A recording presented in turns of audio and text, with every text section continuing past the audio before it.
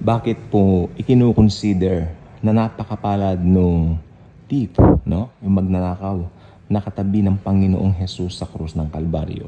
Marami pong revelation ito kada binabasa po natin. I mean, kung if you are an attentive reader and you want to draw more revelations coming from the Lord in His Word, alam niyo po ang tumpak at napakarami pong mga revelasyon ng salita ng Diyos. Binasa mo na noon, pero pag binasa mo ulit, meron pong bago. So itong bagong na-discover ko ang sasabihin ko po sa inyo. Nakita ko lang po dito, simple lang po ang salita rito. Simple lang po ang salita rito. Grace. Ang pakahulugan sa grace, wala kang ginawa, pero kinahabagan ka. Amen? Kaya, nung nanampalataya ka, naligtas ka. Isa lang ang kondisyon ng Diyos. You have to believe in Jesus. In what He had done on the cross for you. Ano yung ginawa niya? What He has done on the cross? He died for you. Tapos, binayaran lahat ng kasalanan mo, past, present, future. At isa pang revelation po rito, madalas ko po itong naririnig dati, pero meron pong mas malalim dito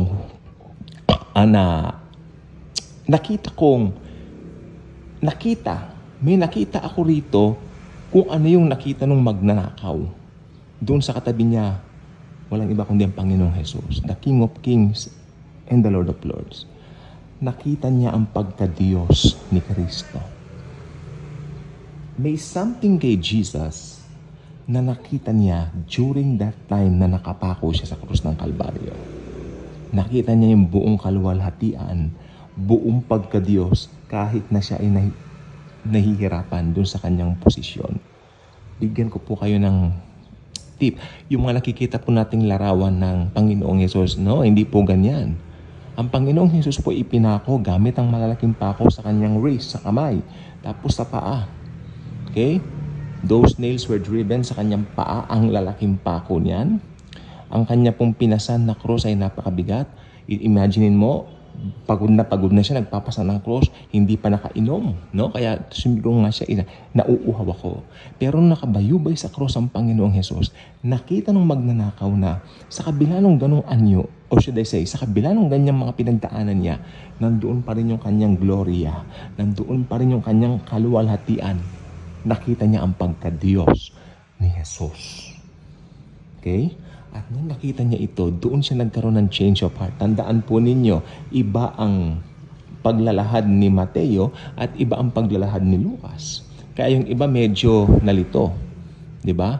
So, doon sa Mateo nakalagay doon na at tinutuya rin siya ng mga magnanakaw na kanyang katabi. Diba? Nakalagay doon. Tingnan po niyo. Check your Bibles. I forgot the chapter and the verse. Pero, yeah, nandoon po talaga sa Mateo. Kaya yung iba, yung mga kontra sa Biblia, o tingnan niyo yung mga contradiction. No, wala pong contradiction yun. May paliwanag po lahat ng yan. Ulitin natin, doon sa Mateo, at tinutuya din siya nung mga magnanakaw na kasama niyang pinako sa cross.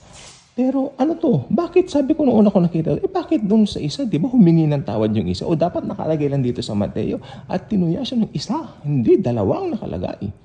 And then, pinag-aralan namin siyempre sa Bible. Ganito pala yon.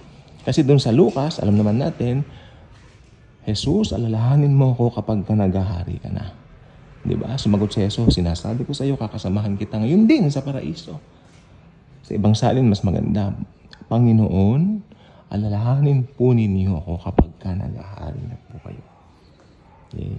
Sabi niya, sinasabi ko sa iyo, ngayon din, ikaw ay aking kakasamahin sa paraiso.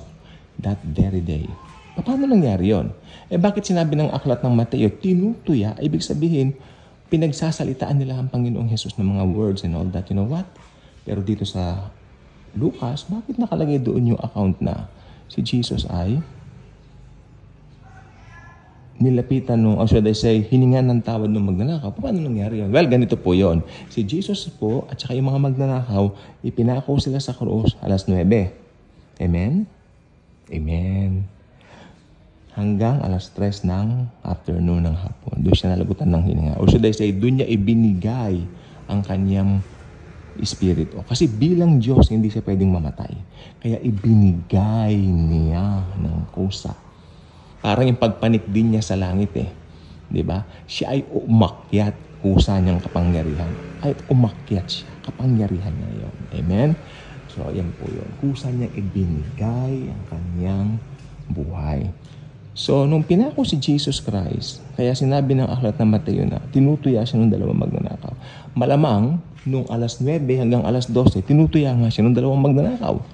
Pero habang nakapako yung isa na magnanakaw, habang tumatagal, yung isang magnanakaw na kasama na nakapako, umpisa tinutuya rin niya si Jesus.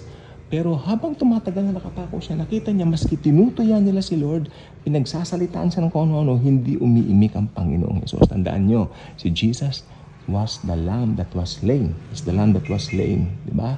Kaya tahimik lang siya. Alam niyo po ba mga lamb? Alam niyo po ba mga tupa? Kapag kasi nasaktan mo yung maski kinakatay mo yan, hindi yan umiiyak. Lumuluha lang po yan. Lumuluha lang po ang mga lamb. Lumuluha lang po ang mga tupa. Kapag kasi sila'y kinakatay, hindi sila umiiyak. They're not doing that. So, yun po. So, malamang alas 9 hanggang alas 12, kasama yung tinutuya siya ng dalawang magnanakaw. Pero nung nakita ng isang magnanakaw na sandali lang, Diyos pala itong katabi ko eh. Ito pala ang Diyos na lumikha ng sanlibutan. Nakita niya yung gloria, yung kaningningan ng Panginoong Hesus. Ito pala ang Diyos. Kaya sabi niya, Panginoon, alalahanin po ninyo ako kapag ka naghahari na po kayo. Sinasabi ko sa iyo ngayon din kakasamahin kita sa paraiso. Yun naman yung in-account ni Luke. Yung pangalawang yun ang in-account ni Luke. Yun ang nilagay niya sa kanyang account. Ngayon, yung tinutuya siya ng dalawang magnanakaw nung una, yun ang inilagay ni Mateo sa kanyang gospel. Kaya, although iisa yung pangyayaring yun, magkaiba nakita nung dalawa. Yung isa, nilagay niya nung tinutuya siya nung dalawa, tapos yung isa naman, nilagay niya nung humingi na ng tawad yung magnanakaw. Dahil nakita niya, ito pala ang Diyos na makapangyarihan sa lahat. Sabi niya, katabi ko pala ang Diyos. Kaya sabi niya, patawarin mo ako. Alalahanin mo na lang ako, Lord, kung naghahari na po. Yun po yun. Nakita niya yung pagka-Diyos ni Jesus. Okay? So, napakapalad ng magnanakaw na yan. Hindi naman siya nag-rehilyon. Hindi naman siya nag-member ng kung ano-anong mga prayer meeting, kung ano-anong mga Bible study dyan. Hindi. Pero isa lang ang nakita niya. Katabi niya ang Diyos na tagapagligtas ng mundo. Kaya humingi siya ng tawad at naligtas siya. Ibig sabihin, tinanggap niya si Jesus bilang Lord and Savior. Kaya yung magnanakaw po na yan, ayan ang unang dinala ni Jesus sa langit. Okay? Nakasama niya. Napakapalad. Napakapalad po. Bye. Pero sa mga darating na panahon, ira-rapture na po tayo ni Jesus at lahat ng born-again Christians, lahat ng believers, papasa kanya na. Magpakailan-kailan pa man. God bless.